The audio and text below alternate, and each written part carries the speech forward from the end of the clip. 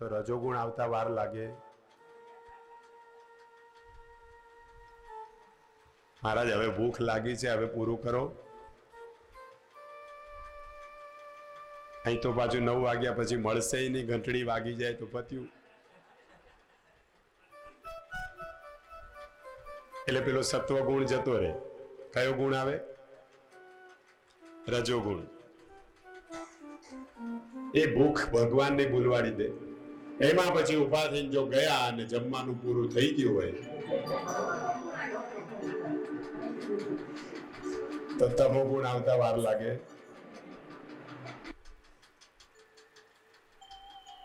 દરેકની અંદર 3 ગુણ રહેલા છે. અને સત્વગુણ જ્યારે વધે ને ત્યારે ભગવાનની ભક્તિ કરવાની ઈચ્છા થાય. જે ભૂખ તરસ પણ ભૂલાઈ જાય છે. અને એટલા માટે જ મન બરાબર વચ્ચે છે.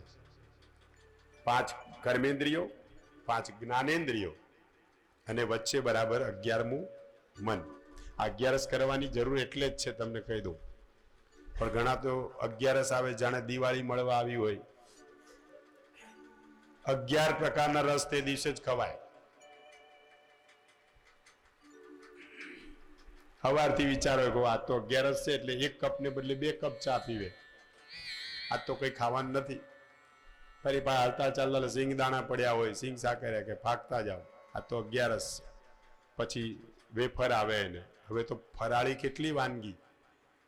બપોર થાય એટલે ફરાળ થાળી ભરી રહે. આડા દિવસે ન ખાતા હોય એના કરતા વધારે તે દિવસે ખવાય. અને રાતે છેલ્લે 2 કપ પેલો 1 ગ્લાસ આખો દૂધ ભરી કે આ તો 11 કઈ ખાધું નથી અને પીએ. પછી જે ઊંઘ આવી જાય એમાં પેલા સપનામાં બારસના પારણા દેખાય.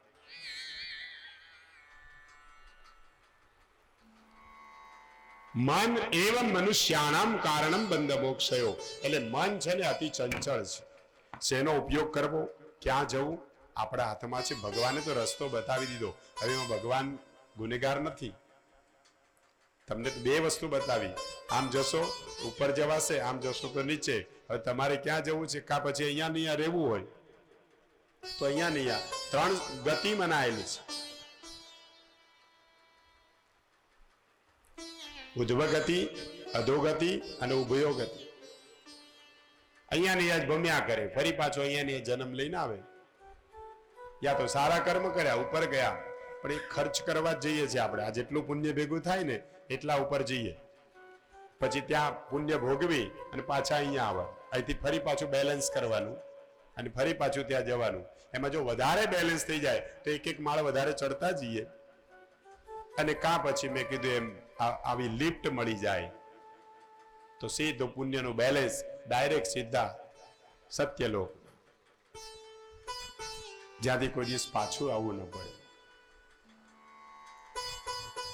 એટલે માણસ જીવનમાં જે આશયથી કર્મ કરે છે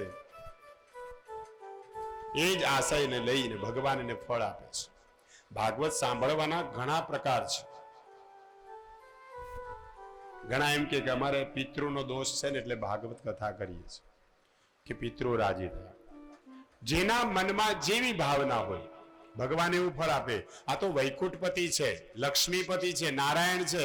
તમને ઈચ્છા હોય ને કે હમણાં ધંધો સાવ બેસી ગયો છે, ભગવાન કરીને મારો ધંધો સારો થાય, અને એ આશયથી કથા સાંભળો તો ભગવાન લક્ષ્મીપતિ છે. તમારા ઘરમાં લક્ષ્મીનો વરસાદ એ કરે. એ આશયથી કરે. છોકરો હજી પરણતો નથી ને ભગવાન કંઈક કરે અને રૂકમણી વિવાહમાં આવે છે, એના ખાલી દર્શન માત્રથી ઘરે સારો પ્રસંગ આવે. જેની ભાવના. તમે એમ વિચાર કરો કે મારું આત્માનું કલ્યાણ થાય, બસ બીજી કોઈ ઈચ્છા નથી, અને આ કથાથી મારા આત્મા સ્વર્ગને પ્રાપ્ત કરે અથવા તો તમામ જીવનના તમામ સુખ ભોગવી અને અંતે પરમાત્માનું શરણું મળે, તો એ ભાવથી કથા સાંભળો. એ ભાવથી ભગવાન ફળ આપે છે. પરમાત્મા તો નિત્ય છે, દરેકના હૃદયમાં બિરાજમાન છે. તમારે શું જોઈએ છે, કયા ભાવથી સાંભળો છો એનું મહત્વ છે. ક્યાં બેઠા છો એનું મહત્વ નથી, કેટલા બેઠા છો એનું મહત્વ નથી, પણ કેવા છો ને કેવા ભાવથી બેઠા છો એનું બહુ મહત્વ છે. પછી બેઠા હોય કથામાં પણ આપણું મન બીજે દોડતું હોય તો તમારી હાજરી કેવલ સદેહ છે, મનથી નથી. ભગવાન તો કોઈનું તન જોતા નથી, ભગવાન કોઈનું ધન જોતા નથી, ભગવાન બધાનું મન જુએ છે. એવું નથી હોતું કે બહુ જાડો માણસ ભગવાનની ભક્તિ કરે તો ભગવાન જલ્દી સ્વીકારે, એવું ન હોય. બહુ ગોરો માણસ ભગવાનની ભક્તિ કરે ના, કાળો હોય, ગોરો હોય, લાંબો હોય, ટૂંકો હોય, જાડો હોય, પાતળો હોય, કોઈ પણ હોય.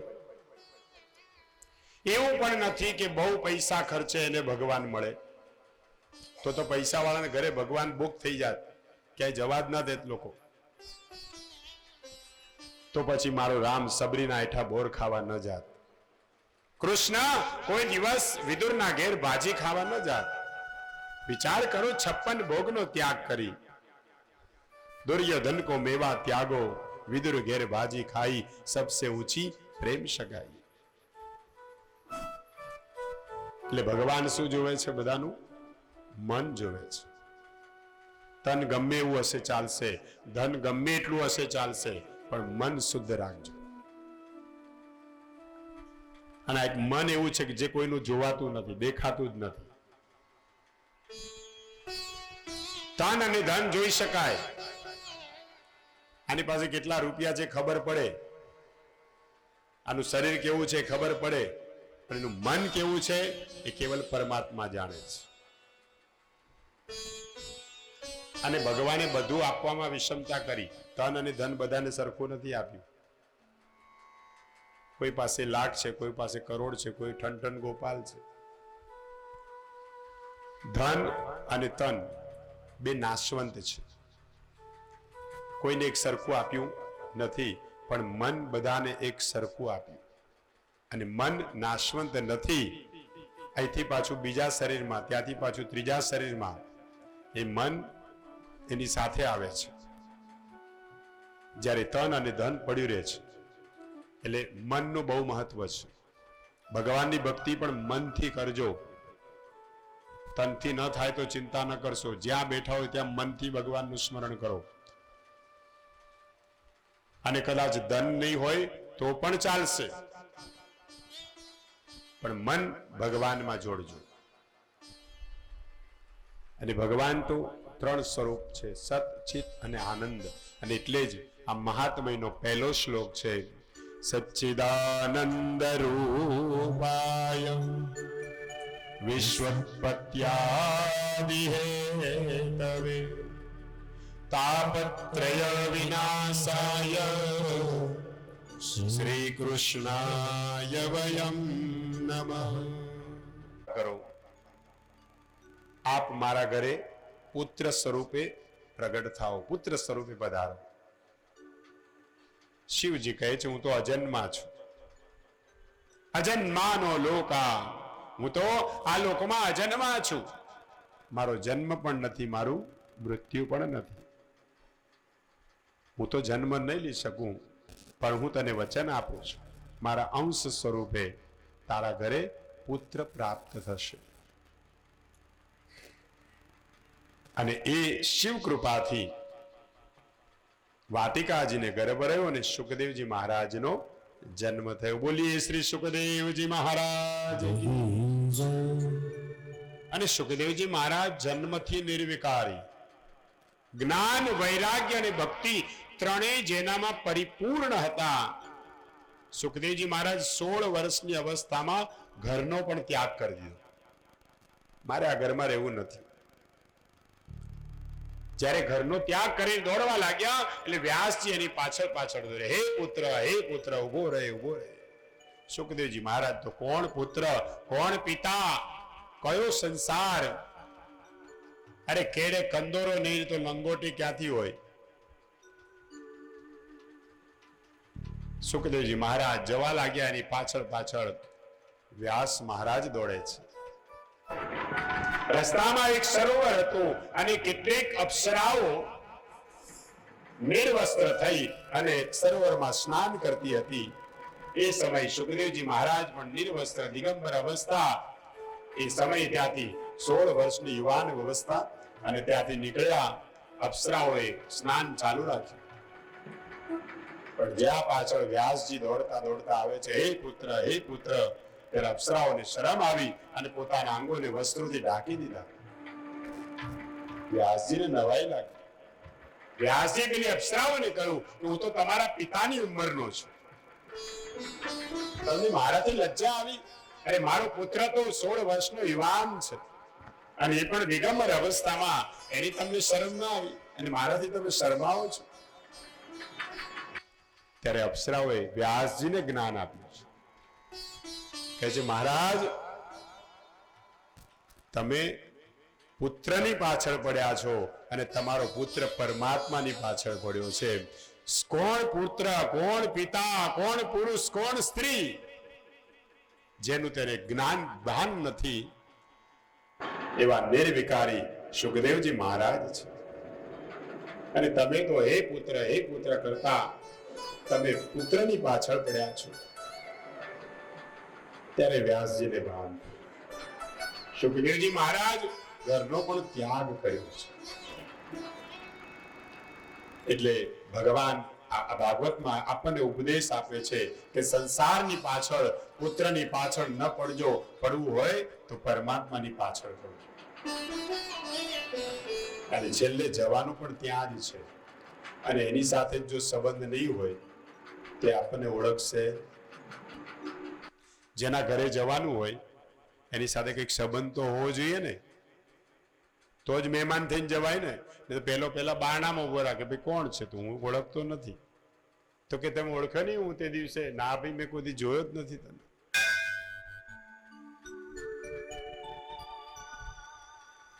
ગામમાં બધાને તાવ આવતો હોય પણ આપણે બધાની ખબર કાઢવા ના જઈએ.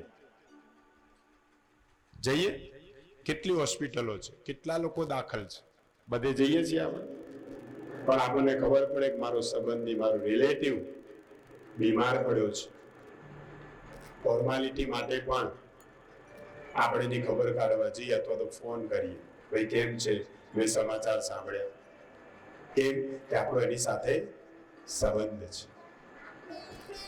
તો એમ પરમાત્મા સાથે જો સંબંધ રાખ્યો હશે ને તો કોઈક દિવસ તમારી ખબર કાઢવા આવશે. પણ સંબંધ જ નહીં હોય તે તમને ઓળખશે? આ 7 દિવસ માલસરમાં બેસીને કથા સાંભળી હશે ને, તો જ્યારે ઉપર જઈએ ને ત્યારે કહી શકશું, ભગવાન મને ભૂલી ગયા, હું માલસર આવ્યો તો હે કથા સાંભળી હતી, તરત એની યાદ, હા તું ખરો, બરાબર છે. આ સંબંધ, એની સાથેની એક કનેક્ટિવિટી છે. સતત એના કોન્ટેક્ટમાં રહેવું. ખરો ઉપવાસ તો એ જ છે. ઉપવાસ કરવો એટલે ભૂખ્યા રહેવું, એનો ઉપવાસ ન કહેવાય. ઉપ એટલે સમીપ, વાસ એટલે રહેવું. જે ભગવાનની સતત સમીપમાં રહે છે એ જ ખરો ઉપવાસી છે. અને એની સાથેનો આ સંબંધ, એનો નાતો છે. અને એની સાથે જો સંબંધ રાખ્યો હશે ને તો કોઈક દિવસ આપણી ખબર કાઢવા આવશે. કદાચ અંતકાલે તમે ભૂલી જશો પણ એ તમને નહીં ભૂલે. હું જો વિચારું તો તમે ના વિચારો, તમે જો વિચારો તો હું ના વિચારું. તમારું અમારું બન્યું મજિયારું, જવા દો જી નૌકા કિનારે કિનારે, પડેલા મહાપ્રભુ અમે તમારે પનારે. આપણે તો સૌ ભગવાનના પનારે પડ્યા છીએ સાહેબ. પણ એ પનારો એ આપણને ઉગાડશે ક્યારે? જ્યારે એની સાથે સંબંધ હશે. કદાચ એ વિસરી જાય તો આપણે ન વિચારીએ, અને કદાચ આપણે ભૂલી જઈએ ને તો એ ન ભૂલે. અને એની મેમરી તો બહુ, એની હાર્ડ ડિસ્ક બહુ જોરદાર છે. એ ક્યારે ભરાતી જ નથી. એની મેમરી બહુ પાવરફુલ છે. આ તો માણસ વિચાર કરે છે, પાપ કરે ને ત્યારે આજુબાજુ જોવે, કોઈ જોતું નથી ને. પણ આ બેઠો બેઠો જોવે છે, એની કોઈને પડી. એ તો સતત તમારા પર વોચ રાખે છે. કોઈ એમ કે મેં આજે એક વાર ઠાકોરજીના દર્શન કર્યા, કોઈ કે મેં આજે 5 વાર દર્શન કર્યા, કોઈ કે તમે શું કહો છો, આજ તો હું 3 વાર દર્શન કરાવી. ભગવાન કે ભલે તમે 1 વાર, 3 વાર, 5 વાર દર્શન કરો, પણ હું તો તમારું 24 કલાક દર્શન કરું છું. ભગવાન સતત આપણને જુએ છે.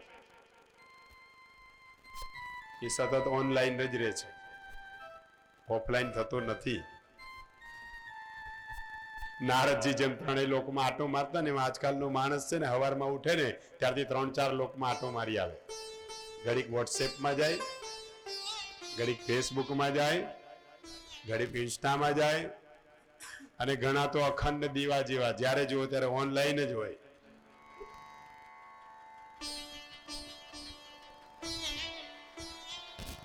ભગવાન પણ ઓનલાઈન છે એટલું યાદ રાખજો.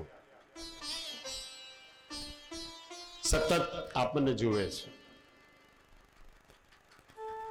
માણસ જુએ છે, કોઈ જોતું નથી ને પાપ કરીએ ત્યારે, પણ પેલો ઉપર બેઠો બેઠો જુએ છે. અને એટલા માટે સંસારની પાછળ નહીં, પુત્રની પાછળ નહીં, પરિવારની પાછળ નહીં, પડવું હોય તો ભગવાનની પાછળ પડજો. એની સાથે એવો સંબંધ રાખજો કે આ બધા જ સંબંધો છોડી એક દિવસ આપણે ભગવાનના ધામમાં જવાનું છે. અને જ્યારે જઈએ ને ત્યારે મૃત્યુ પણ મહોત્સવ બની જાય. જેમ પરમાત્મા આપણે આંગણે આવે ને આપણે ઉત્સવ ઉજવીએ, એમ આપણે જ્યારે એના શરણે જઈએ ને ત્યારે ભગવાનને પણ ઉત્સવ ઉજવવાની ઈચ્છા થાય. મારો લાડીલો ભક્ત મારે શરણે આવ્યો છે. જીવનને સુધારનારી, મૃત્યુને સમજાવનારી કથા એટલે શ્રીમદ ભાગવત કથા. નીરસ જીવનને સરસ બનાવનારી કથા એટલે શ્રીમદ ભાગવત કથા. ભાગવતનું મહાત્મ્ય તો બહુ લાંબુ છે. પરમાત્માએ અનેક લીલાઓ કરી છે. સુખદેવજી મહારાજને જ્યારે વ્યાસજી આ કથા સંભળાવી, વ્યાસજી એ કથા પરીક્ષિતને સંભળાવી, એ સમય સ્વર્ગમાંથી દેવતાઓ અમૃત લઈને આવ્યા. અમૃતનો ઘડો મૂક્યો. પરીક્ષિતને ખબર હતી કે 7 દિવસમાં મારું મૃત્યુ થવાનું છે. અને સુખદેવજી જાણતા હતા કે આ ભાગવતથી એનું પુણ્ય પ્રગટ થશે અને એના દ્વારા એને મુક્તિ મળશે. આ બંને ભગવાનના દર્શન ગર્ભમાં કરેલા છે. કારણ કે સુખદેવજી એ ભગવાન શિવજીનો અંશ કહેવાય છે. શિવજીની કૃપાથી વાટિકાજીને ત્યાં જન્મ લઈને આવ્યા છે. અને પરીક્ષિતને ગર્ભમાં જ ભગવાને વિરાટ સ્વરૂપના દર્શન, ચતુર્ભુજ નારાયણના દર્શન થયા છે. આ બંને એવા છે કે જેને અમૃતના ઘડાની જરૂર નથી, પણ છતાંય દેવતાઓ અમૃત કુંભ લઈને આવ્યા. સુખદેવજી મહારાજ કે દેવો તમે કેમ અહીંયા આવ્યા? અમથા તો લોકો જાપ કરી કરી થાકે છતાં દેવો પ્રગટ થતા નથી, એમાંય પાછો અમૃત લઈને આવ્યા. આ અમૃત માટે તો કેટલો રણસંગ્રામ થયો છે. દેવો અને દાનવ વચ્ચે ભીષણ સમુદ્ર મંથન થયું છે, અને તમે એ સહેલાઈથી અમૃત લઈને આવી ગયા. તો કે અમે આ પરીક્ષિતનો ઉદ્ધાર કરવા આવ્યા છે. દેવો ખોટું બોલ્યા. કારણ કે દેવતાઓ પણ જાણે છે કે આ કથામૃત કોઈ સાધારણ નથી. જેને આ કથામૃત મળ્યું એને સ્વર્ગના અમૃતની પણ જરૂર નથી. અને જ્યારે ઘડો લઈને મૂક્યો ત્યારે અમે બદલામાં તમારી પાસે કથામૃત માંગીએ છીએ. તવ કથામૃતમ તપ્ત જીવનમ. એટલે સુખદેવજી મહારાજે પરીક્ષિતની પણ થોડી પરીક્ષા કરી કે પરીક્ષિત, આ દેવતાઓ વગર આમંત્રણે માગ્યું પણ નથી, છતાં તારા ઉપર કૃપા કરવા માટે અમૃતનો ઘડો લઈને આવ્યા છે. બોલ, તારે અમૃત પીવું છે કે પછી કથામૃત પીવું છે? અહીંયા 2 અમૃત છે. એટલે સુખદેવજી મહારાજને પરીક્ષિત કહે છે, મને એ સમજાવો કે આ કથામૃતના પાનથી શું મળે અને આ સ્વર્ગના અમૃતથી શું મળે. પેલા હું એ મહત્વ જાણી લઉં. જ્યારે સુખદેવજી મહારાજ કહે છે કે સ્વર્ગનું અમૃત પીવાથી પુણ્યનો નાશ થાય. કેમ પુણ્યનો નાશ? કે સ્વર્ગનું અમૃત પીવો એટલે સ્વર્ગમાં જઈએ, અને સ્વર્ગમાં જઈએ ક્યારે જવાય? જ્યારે પુણ્ય હોય. એ બધું જ પુણ્ય ત્યાં ખર્ચો થઈ જાય અને હાવ પૂરું થઈ જાય પછી ફરી પાછા અહીંયા આવવાનું, ફરી અમૃત ભેગું કરવા માટે, પુણ્ય ભેગું કરવા માટે. તો કે સ્વર્ગના અમૃત પીવાથી પુણ્યનો નાશ થાય અને કથામૃતનું પાન કરવાથી પાપનો નાશ થાય. બોલ, તારે કયું અમૃત પીવું છે? તો કે મહારાજ, મારે સ્વર્ગના અમૃતની જરૂર નથી, મને તો કથામૃતનું પાન કરાવો. પછી દેવતાઓને અમૃતનો ઘડો પાછો આપ્યો કે જાઓ તમે અહીંથી, અમારે કોઈને સ્વર્ગના અમૃતની જરૂર નથી, અમારે તો કથામૃતથી અમારું જીવનને સાર્થક બનાવવું છે. તો આ કથા કોઈ સાધારણ નથી. સ્વર્ગના અમૃત કરતા પણ જેનું વિશેષ મહત્વ છે એવું ભાગવત કથામૃતનું પાન કરવા માટે બેઠા છીએ. ઋષિ મુનિઓએ 88,000 ઋષિ મુનિઓએ નૈમિષારણ્યમાં આ કથા સાંભળી. સુતજીના મુખથી સુત મહામુનિ આ કથા કરે અને 88,000 ઋષિ મુનિઓ આ કથા સાંભળે છે. બધા જ ઋષિ મુનિઓ બ્રહ્માજી પાસે ગયા, પ્રભુ અમારે ભક્તિ કરવી છે, કોઈ એવી ભૂમિ બતાવો કે જ્યાં બેસીને અમે ભગવાનનું પ્રેમથી ભજન કીર્તન કરીએ. ત્યારે બ્રહ્માજીએ એક ચક્ર આપ્યું છે, મનોમય ચક્ર, કે આ ચક્રની પાછળ પાછળ જાઓ, આ ચક્ર જ્યાં શાંત થઈ જાય ત્યાં બેસીને તમે ભગવાનની ભક્તિ કરો. અને ચક્ર ફરતું ફરતું ફરતું ફરતું છેલ્લે નૈમિષારણ્યમાં આવીને શાંત થયું. નિમિષ માત્રથી એ ત્યાં ચક્ર તીર્થ આજે પણ છે. નૈમિષારણ્યમાં જજો ક્યારેક. એ નૈમિષારણ્યમાં ચક્ર શાંત થયું ત્યાં 88,000 ઋષિ મુનિઓ બેસી અને આ કથા શ્રવણ કરી. આપણા ભારતમાં કેટલા અરણ્ય છે? 7 અરણ્ય, એમાંનું નૈમિષારણ્ય. અને આ 7 અરણ્ય એટલે જંગલ. આ 7 અરણ્યમાં એક વાર બધાએ જવું જોઈએ. ચંપારણ્ય ગયા છો ને? જજો, ન ગયા હોય તો. બદ્રિકારણ્ય, બદ્રીનાથ. પછી દંડકારણ્ય, શેવારણ્ય, કામકારણ્ય, નૈમિષારણ્ય. આવા 7 અરણ્ય. ધર્મારણ્ય, ચંપારણ્ય જેમાં મહાપ્રભુજી બિરાજે છે. નૈમિષારણ્યમાં 88,000 ઋષિ મુનિઓનું બ્રહ્મ સત્ર રચાયું છે. અને ત્યાં 88,000 ઋષિ મુનિઓને શુત મહામુનિ આ કથા સંભળાવે છે. આપણે પણ અહીંયા પ્રેમથી કથાનું ચિંતન કરીશું. 7 દિવસ સુધી આ ભાગવત કથાને આપણે વાગોળવાની છે, એનું મનન ચિંતન કરવાનું છે. અને કથાના એક એક શ્લોક અર્થસભર છે. કદાચ એક શ્લોકનું વિવરણ અનેક દિવસો સુધી કરીએ ને તો એ પૂર્ણ ન થાય. સચ્ચિદાનંદ રૂપાય વિશ્વોત્પત્યાદિ હેતવે તાપત્રય વિનાશાય શ્રી કૃષ્ણાય વયમ. પહેલો શ્લોક ભાગવત મહાત્મ્યનો. સત, ચિત અને આનંદ, આ 3 સ્વરૂપે ભગવાન રહેલા છે. એક સત્ય સ્વરૂપે, ઈશ્વર સત્ય હૈ, સત્ય ही शिव है और शिव ही सुंदर है. એટલે સત્યનો આશરો લેજો હંમેશા. સત્યને કોઈ દિવસ છોડશો નહીં. સત્યમેવ જયતે, અંતે વિજય પણ સત્યનો થાય છે. જેના જીવનમાં સત્ય છે, જેના જીવનમાં સત છે, એનું ચિત્ત પ્રભુના મનમાં જોડાય છે અને એને જ ભક્તિનો આનંદ મળે છે. સચ્ચિદાનંદ રૂપાય. સત, ચિત્ત અને આનંદ સ્વરૂપ. અને આનંદની બધાને જરૂર છે. અને ભગવાનની ભક્તિ, આ કથા છે ને આનંદમય છે. કારણ કે ભગવાનનું સ્વરૂપ જ આનંદ સ્વરૂપ છે. આગળ 10મ સ્કંદમાં આવે છે, નંદ ઘેર આનંદ ભયો. નંદજીના ઘરે પણ આનંદ આવ્યો છે. આનંદ સ્વરૂપ કોણ? તો ભગવાન કૃષ્ણ. ભગવાનની ભક્તિ કરવાથી આનંદ મળે છે. આપણે પણ ખૂબ આનંદ કરવાનો છે. 7 દિવસ સુધી આજની કથાને અહીંયા વિરામ આપી અને આવું પરમાત્માના ચરણમાં સતચિત આનંદ સ્વરૂપ પરમાત્માનું ચિંતન કરતા કરતા ગોવિંદ મેરો હે, ગોવિંદ મેરો હે, ગોવિંદ મેરો હે, ગોપાલ મેરો હે. ભાઈ ભાવ શ્રી શ્રી બાકે બિહારી નંદલાલ મેરો હે, શ્રી બાકે બિહારી શ્રી બાકે બિહારી નંદલાલ મેરો હે, શ્રી બાકે બિહારી નંદલાલ મેરો હે.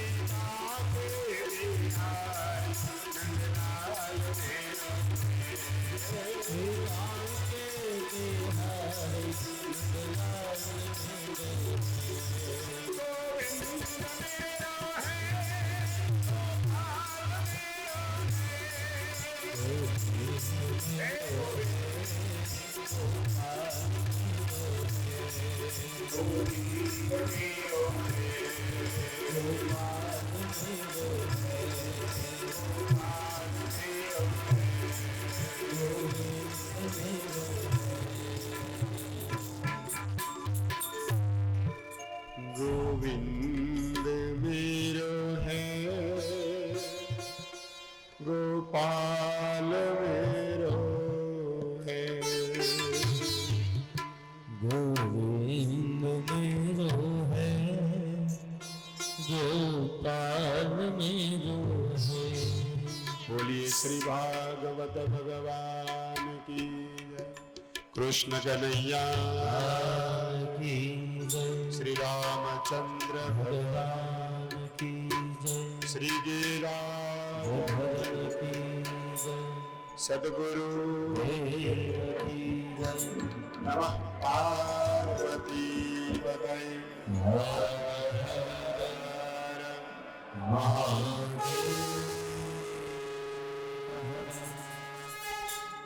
जय जय श्री राधे श्री राधे जय जय श्री राधे श्री राधे जय जय श्री राधे श्री राधे रावण बिहारी लाल की जय। આરતી કરવા માટે યજમાન પરિવાર પધારે। આજની કથાને વિરામ। આવતીકાલની કથા બપોરે 2 વાગે દરેક જણા પધારજો। પરમ દિવસ નરસિંહ ભગવાનનું પ્રાગટ્ય થવાનું છે। ચોથા દિવસે આપણે રામ જન્મ અને શ્રી કૃષ્ણ જન્મ નંદ ઉત્સવ, પાંચમા દિવસે ગોવર્ધન લીલા, અન્નકૂટ અને ભગવાન 56 ભોગ આરોગશે અને છઠ્ઠા દિવસે રૂકમણી વિવાહ। રોજે કહેતો રહીશ એટલે તમને યાદ રહે, સ્મૃતિમાં રહે। અને એના માટે જે તૈયારીઓ મનથી, તનથી, ધનથી કરવી હોય એ કરજો। ભગવાનની એક એક લીલાઓ આપણે ખૂબ ધામધૂમથી એને ઉજવીશું અને માલસર મુકામે ભગવાનના સાનિધ્યમાં આપણે સૌ ભક્તિમાં એવા આનંદ કરવો છે કે બધાને ખૂબ આનંદ આવે, ઘર યાદ આવે જ નહીં, ઘરે જવું ગમે જ નહીં અને પરમાત્માની લીલા દરેકના મનમાં, દરેકના હૃદયમાં કંડારેલી રહે। સતત એને વાગોળતા રહીએ અને અંતકાલે પુણ્યરૂપી એ ધન ભેગું કરી અને પરમાત્મે સ્વરૂપ બનીએ। આવો અત્યારે આરતી ઉતારીશું।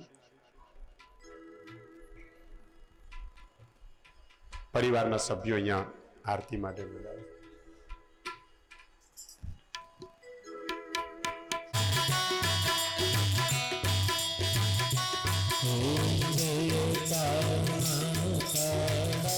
પ્રભુ નટવર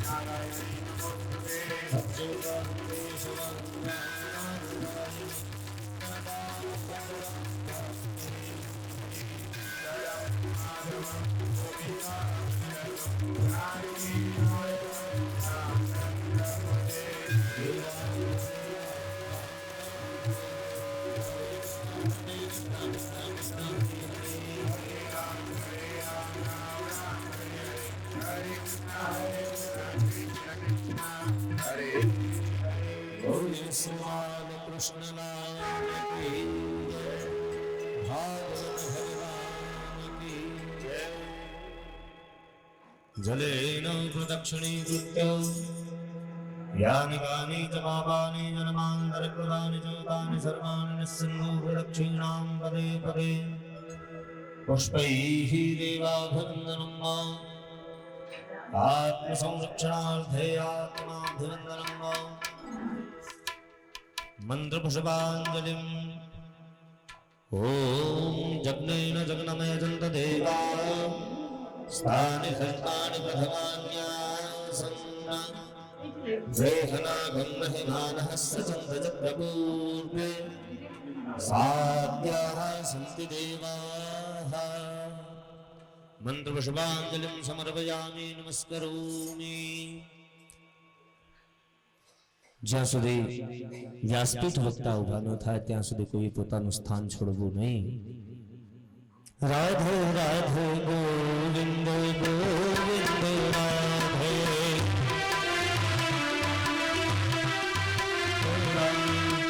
રાધે રાધે ગોવિંદ ગોવિંદ રાધે. રાધે રાધે ગોવિંદ ગોવિંદ રાધે. રાધે રાધે ગોવિંદ ગોવિંદ રાધે.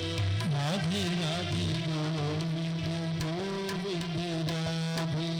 રાધે રાધે ગોવિંદ ગોવિંદ રાધે. રાધે રાધે ગોવિંદ ગોવિંદ રાધે. ગોવિંદ રાધે ગોપાલ રાધે. ગોવિંદ રાધે ગોપાલ રાધે. રાધે રાધે ગોવિંદ ગોવિંદ રાધે. રાધે રાધે ગોવિંદ ગોવિંદ.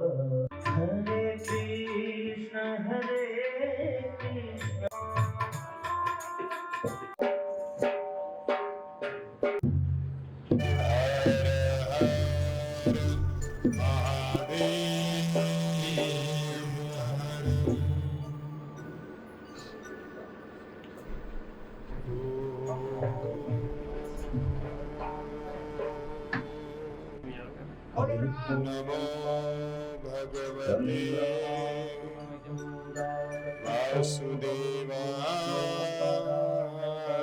નમઃ. સ્વસ્તિ શ્રી ગણેશાય નમઃ. किसी अत्तर की दुकान पे आप जाओ, श्री सरस्वत्यै नमः. संगति आपके जीवन के जितने भी श्री मनो के विकार हैं, सब के विकार हैं, गुरुभ्यो क्योंकि आज तक संसार में मानसिक व्यथा ज्यादा है। भाई पड़ोसी सुखी है, सबसे बड़ा दुख संसार में ये है कि दूसरा सुखी है। मैं अपने दुख से दुखी हूँ, इस दुख को दूर करना केवल संत की कृपा है। संत किसी भी स्वरूप में हो और सुंदर नर्मदा जी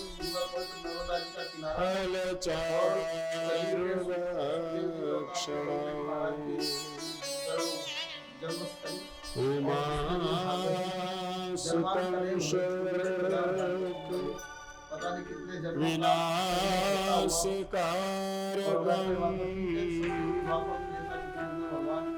नमामि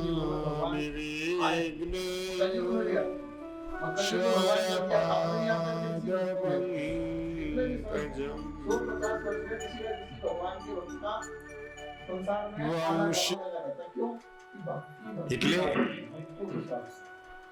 કથા તો કથા છે. પછી 5000 માણસ બેઠા હોય કે 5 માણસ બેઠા હોય, કથાનો પ્રવાહ એ જ ચાલે.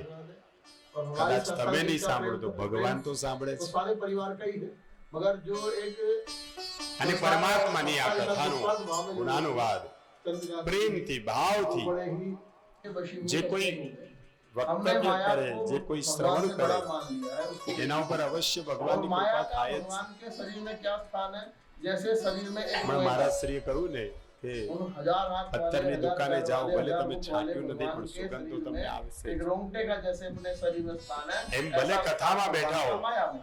तो इसलिए माया भगवान પણ से बड़ी કથાનો नहीं है, એક भगवान એક का અક્ષર जैसे આપણા उनका કાન દ્વારા राष्ट्रपति हो जाए, आप पीएसआई को सलामी करो तो इज्जत की। હૃદયમાં तो પહોંચે आप છે. जिसके उपासक हैं, जो आपके इष्ट हैं, ભાગવતના भगवान દર્શન राष्ट्रपति, આંખ દ્વારા भगवान सीताराम जी, उनके હૃદયમાં चरणों का પહોંચે. आश्रय लेकर तो એટલે આ બે દ્વાર અહીંયા ખુલ્લા રાખવાના. छोटे पदों के એક द्वार કાન અને એક આંખ, મોઢું બંધ રાખવાનું.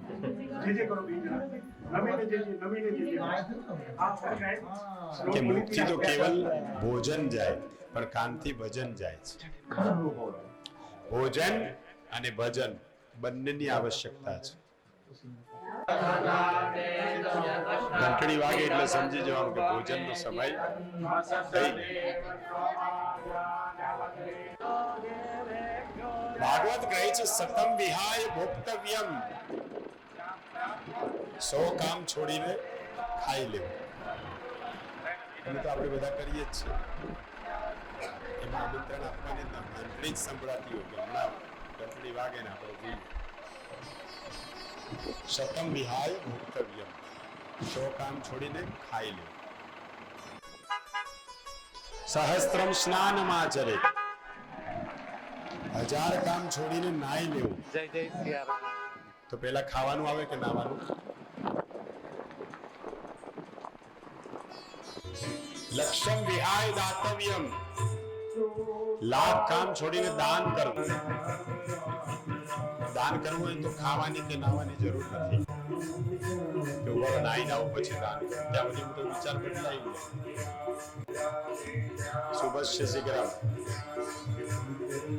લક્ષમ વિહાય દાતવ્યમ, 1,00,000 કામ છોડી અને દાન કરી લેવું. અને કોટિમ ત્યક્તવા હરિ ભજે, 1 કરોડ કામ છોડી અને હરિનું ભજન. તો પહેલા શું આવે? કરોડ વધારે કે 100? કરોડ. તો કરોડ કામમાં 100 આવી ગયા, પણ 100 માં કરોડ ના આવે. તો પહેલા શું આવે? ભજન કરવાનું, પછી દાન કરવાનું, પછી સ્નાન કરવાનું, અને પછી છેલ્લે આપણે શું કરીએ છીએ? ઉલટું. પહેલા ભોજન કરીએ છીએ, છેલ્લે આવે છે, થાય તો થાય, નહીં તો રહી ગયું.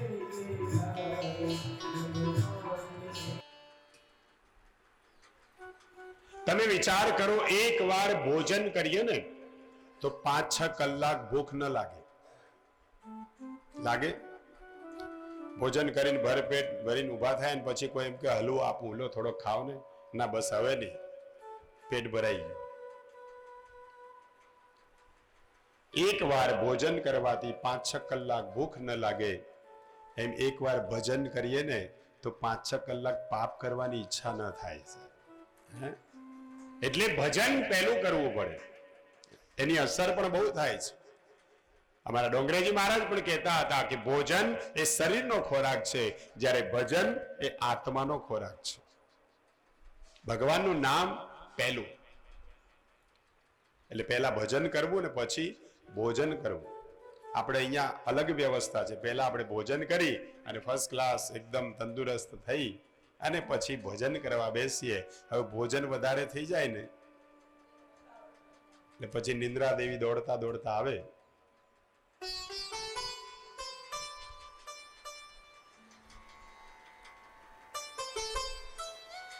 ભાગવત વ એટલે વૈરાગ્ય, ભા એટલે પ્રકાશ, ગ એટલે જ્ઞાન, વ એટલે વૈરાગ્ય. ક્યાંક થોડોક ત્યાગ ભાવના પણ રાખવી. કદાચ ઘરે જેવી રીતે રહેતા હોય ને એવું અહીંયા રહેવા ન પણ મળે. ઘરે એસીમાં ફર્સ્ટ ક્લાસ રહેતા હોય અને અહીંયા તમને કદાચ ગરમી સહન કરવી પડે તો ઋષિ મુનિઓને યાદ કરજો એ કેવું જીવન જીવતા હતા. જો ઘર જેવી જ સગવડતા અહીંયા મળે તો ભક્તિ બરાબર ન થાય. એટલે થોડુંક વૈરાગ્ય, થોડુંક ત્યાગ પણ કરવો પડે. અને છેલ્લો શબ્દ છે અક્ષર ત. ભાગવત વ એટલે વૈરાગ્ય અને ત એટલે તપ. તપ કરવું. તપ કરવું એટલે ઋષિમુનિઓ જેમ એક આસને બેસી જતા અને જળનો પણ ત્યાગ કરતા, એવું તપ નથી. તમે તારે ખાઓ પીઓ મોજ કરો, પણ તપ એટલે સહન કરવું. ગમે તેવી પરિસ્થિતિ આવે એમાં માણસનું મન વિચલિત ન થાય, એ સહન કરી લે તે મોટા મોટું તપ છે. પણ આ કળિયુગનો પ્રભાવ છે ને, આજકાલ કોઈને સહન થતું, થોડીક તકલીફ પડે ને એટલે બેચેન થઈ જાય. ભાગવત આપણને શીખવાડે છે કે જીવનમાં ક્યાંક તપ કર્યું હોય, ક્યાંક વૈરાગ્ય, ક્યાંક જ્ઞાની થયા હોય તો જ આપણા જીવનમાં પ્રકાશ થાય છે. એટલે ભા એટલે પ્રકાશ. તો ભાગવત આવ્યું છે જ આપણને તારવા માટે. અને ભગવાન કળિયુગમાં કોઈને 4 ભુજ વાળો કે 1000 હાથ વાળો દેખાવાનો નથી. ગમે એટલી ભક્તિ કરો, કળિયુગમાં ભગવાન અંતર્હિત થયા છે, એને પોતાનું સ્વરૂપ છુપાવ્યું છે. કળિયુગમાં ભગવાન દરેકની અંદર બેઠો છે. આપણે ભલે એને બહાર શોધીએ પણ આપણી અંદર જ છે. છતાંય માણસને વિશ્વાસ ના આવ્યો એટલે ભગવાન શબ્દમયી મૂર્તિ, તેનયમ વાંગમયી મૂર્તિ. વાંગમયી મૂર્તિ એટલે ભાગવત સ્વરૂપે કળિયુગની અંદર આજે પણ એ બિરાજમાન છે. કેવલ ભાગવતના દર્શન કરી લો, એનું કથા શ્રવણ કરી લો એટલે ભગવાન આપણા હૃદયમાં બિરાજમાન થાય છે. અને એટલા માટે ભાગવત છે. સુંદર મજાનો અવસર મળ્યો છે. 7 દિવસનું આ સુંદર આયોજન છે. અહીંયા નથી આપણે કોઈ ખાવા પીવાનું બનાવવાની ચિંતા, કે નથી કોઈ મહેમાન આવશે તો એની આગતા સ્વાગતા કરવાની ચિંતા. એ પ્રેમથી નર્મદાજીનો કિનારો છે, માલસર મુકામ છે, આ તપોભૂમિ છે. નર્મદાજીનો કિનારો એવો છે કે કોઈ ઋષિ એવો નથી કે જેણે નર્મદાજીના કિનારે તપ ન કર્યું હોય. એટલે ભગવાન શિવજીની આરાધના થાય, સુંદર સ્થળ છે. અને આવી તપોભૂમિમાં હું તમે જ્યારે ભક્તિ કરવા બેઠા હોય ત્યારે એનું વાતાવરણ કંઈક અલગ હોય છે. અને જેને ભાવથી ભક્તિ કરવી છે એના મનમાં પરમાત્મા બિરાજમાન થાય છે. અને એટલા માટે આવો અવસર મળ્યો છે, એને ચૂકશો નહીં. મનને મનાવજો, મનને કહેજો કે બહુ ખાધું, બહુ પીધું, બહુ હર્યા, બહુ ફર્યા, હવે થોડી ભક્તિ કરી લઈએ. અને આવું સુંદર જ્યારે સંયોગ આપણને મળ્યો હોય ત્યારે એનો સદુપયોગ કરી, કારણ કે કાલની કોઈને ખબર નથી. જીવ તુજે ખબર નહીં પલકી, મૂર્ખ બાત કરે કલકી. કાલની ચિંતા કરીએ છીએ, ઘડીકમાં શું થશે એની ખબર નથી. તો અવસર મળ્યો છે એને એળે ન જવા દઈએ. હાથમાં આવેલું અમૃત ડોળી નાખવા જેવું ન થાય એના માટે ભગવાને સુંદર મજાનું ભાગવત સુધા, ભાગવત પિયુષ પીબત ભાગવતમ, ભાગવત રસને પીવાનું છે. અને જેને જેને આ રસ પીધો ને સાહેબ, એ જીવનમાં ઉગરી ગયા છે. પરમાત્માનું શરણું એને મળ્યું છે. શુકદેવજી મહારાજ, ધ્રુવજી, પ્રહલાદજી, અમરીશ રાજા, અનેક સંતો એવા થઈ ગયા કે જેને આ ભાગવત રસનું પાન કર્યું છે.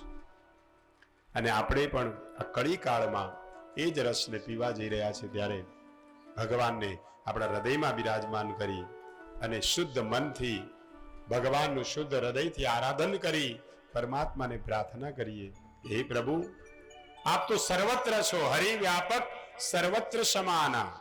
કોઈ જગ્યા એવી નથી કે જ્યાં પરમાત્મા નિવાસ ન કરતા હોય. આપ તો સર્વત્ર છો.